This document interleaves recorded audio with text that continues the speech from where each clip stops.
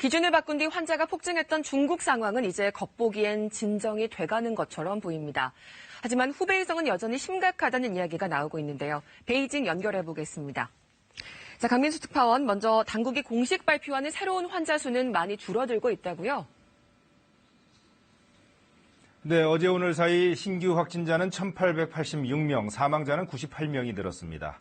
지난 12일 중국 당국이 확진자 판정 기준을 완화한 직후에 폭증했던 환자 증가세는 닷새째 하강 추세인데요. 특히 신규 확진자가 2,000명 아래로 내려간 것은 이번이 처음입니다. 이에 따라서 중국 내 전체 누적 확진 환자는 7만 2천 명을 넘어섰고 사망자는 1,800명을 넘어섰습니다.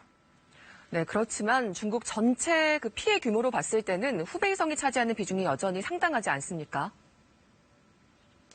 네, 그렇습니다. 이 중국 전체 신규 확진자가 1,886명인데 후베이성에서만 1,807명이 나왔고요. 우한시에서만 1,600명이 나왔습니다. 이 우한시의 상황이 여전히 심각하다는 얘기입니다. 이 비극적으로 사망한 우한의 일가족 얘기 어제 전해드렸습니다만 지금 우한시 내에서는 증세가 나타났을 때 바로바로 정확한 치료를 받을 수가 없는 상황입니다. 리커창 총리가 주재하는 전염병 대응 회의체가 어젯밤에 중국 전역의 방제 상황이 호조라고 판단을 했는데요. 그러면서도 매년 3월에 열리는 중국 최대 정치 행사 양회의 연기를 검토하고 있는 것은 여전히 상황이 그만큼 엄중하다는 반증으로도 볼 수 있을 것 같습니다. 네, 우한이 무엇보다 안정되는 게 중요하겠죠. 그런데 의료진 감염이 심각하다고 들었습니다. 어느 정도입니까? 네, 우한시 내 우창병원이라고요. 이번 코로나19 사태가 시작됐을 때 처음으로 거점병원으로 지정된 곳인데 이곳에 병원장이 감염돼서 현재 매우 위독한 상황인 것으로 전해졌습니다.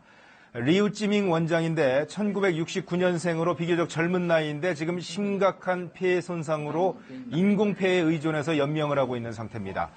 이 우창병원 내에서는 이미 간호사가 1명 사망을 했고요. 이미 알려졌던 이번 사태를 최초로 경고했던 우한 중심병원 의사 리원양 씨에 이어서 지금 수많은 우한의 의료인들이 감염되고 있고 또 상당수가 이미 사망한 것으로 전해지고 있습니다.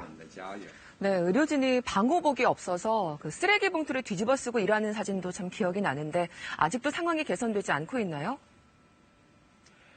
네, 중국 당국의 함구령 때문에 우한시 의료인들의 감염 실태가 정확하게 드러나지는 않고 있습니다만 SNS를 통해 소식이 조금씩 전해지고 있습니다.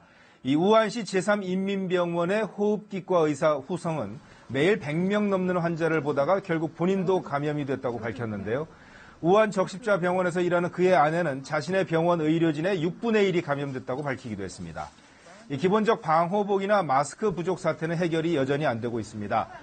중앙정부는 후베이성의 공무원들이 의료용 마스크 N95를 착용하지 못하게 하는 등 이 의료 지원품이 온전히 의료진에게 돌아가도록 하고 있지만 어떤 이유에서인지 원활하지는 않은 상황입니다. 지금까지 베이징에서 전해드렸습니다.